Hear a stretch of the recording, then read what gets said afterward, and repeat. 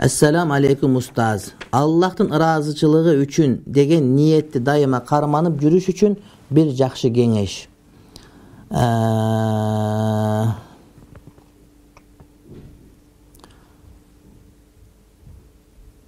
Her bir uçurda Kudayдын görüp turgandыгын, bilip turgandыгын, биздин жашообуз акырет жашоосуна алып бара тургандыгын, биздин ар бир өткөргөн күнүбүз, өмүрүбүздүн ар бир сабын кемитип аткандыгын сезсек, ошондо ар бир кылган ишибиз Аллахтын ыраазычылыгы үчүн боло тургандыгын билебиз. Сабырдуу болуш үчүн эмне кылыш керек дейт? Сабырдуу болуш үчүн дайыма сабырдуу болуш керек. Нафс менен күнүгө күрөшүп жеңгенге бир кеңеш айтып коесузбу дейт. Nafs менен күнүгө күрөшүп жеңген урматтуу бир тууган дайыма сабырдуу болуш керек. Ар бир кылып аткан ишти Кудайдын ыраазылыгы үчүн деген ниет аткарып, ишти баштай электен ушул ишти Кудайдын ыраазылыгы үчүн, эгер кылсам сооп болобу же күнөөкөр болуп калабы деген ниет менен баштасаңыз, ошондо нафс менен күрөшкөнгө себеп келет. Тамакты азыраак жесе, нафис тирүүрөөк болот деген сөз дагы бар. Эки балам, жолдошум бар. Намазда жолуктамын. Жолдошум ачуусу чукулушундай адам. Ата-энелер да чочулап турат. Өзүнү башкара албай, мага да кол көтөрүп, бетимди көгала кылып сабайт. Мен аялдарга окшоп деле аны алып келбейсиң, муну алып келбейсиң деп да башын оорутпайм. Урушат, сүйлөсөм сүйлөбө дейт, сүйлөбөсө өңүң чыкпайсың сүйлө дейт. Кыскасы, дин менен ал адам начар болсо да бир жакшы сыпатын издеп, ошол менен сүйүм өчсө да мээрим менен жашап келем. Бирок мен мээрим ырайым кылып араң жашасам, ал мага мээримдүүлүк кылбайт. Эч аял катары аябай катуу сабайт.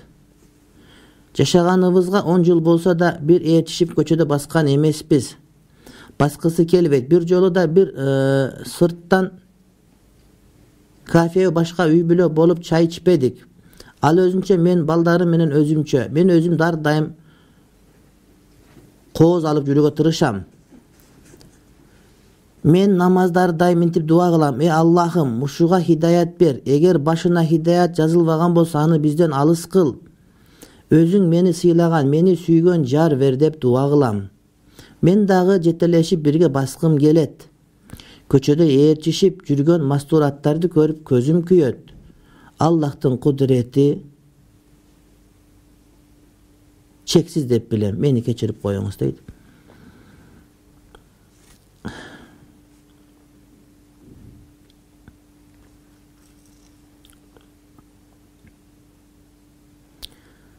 Урматтуу менин бир тууганым.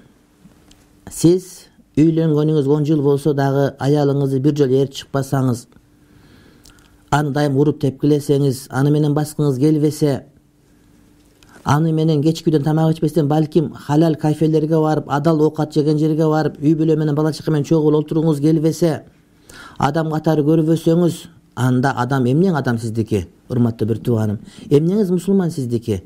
Пайгамбар алейхиссалам сүннөтүнөн баш тартсаңыз, кантип сиз мусулман болосуз? Албетте сиздин кылганыңыз туура эмес. Антпеңиз, аялдагы адам, ага көңүл бөлүш керек. Пайгамбарыбыз алейхиссалам аялдарынын бардыгын ар күн сайын көңүл бөлүп турган урматтуу бир тууганым.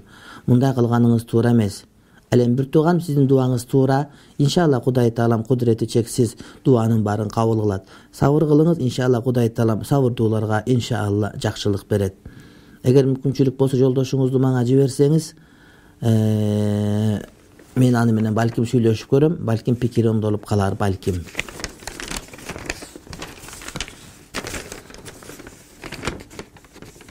Assalamu alaikum чубак ажы мырза. Аллах сизге эки дүйнөлүк бактылуулукту берген болсун. Сиз менен амандашып атканыма абдан кубанычтамын. Суроом башынан болсун. Мен күйөөм менен 1,5 жылдан бери жашабай келем. Андан 2 балам бар. Бизден кабар албайт. Мындайча айтканда башка үй бүлөсү бар.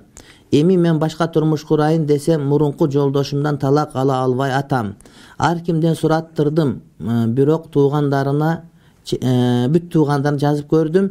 Жазганымды окушат, жооп беришпей кутулушат. Өзү болсо менден качып жүрөт.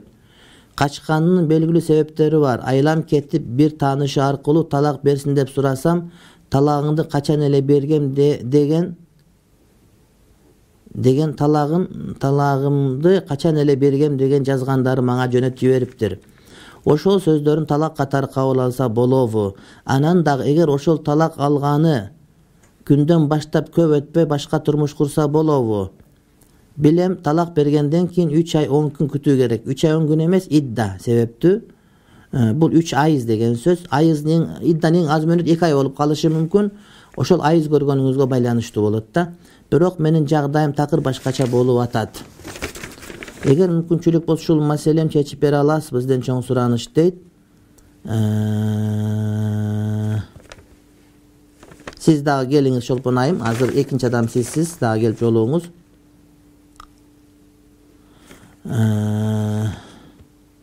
Bir жылдан бери жолдошу менен жашабайм, башка суроо бар экен. Ал талак бер, эри менен башка турмуш курсам болот деп айтканда 3 ай 10 күн өтпөй эле.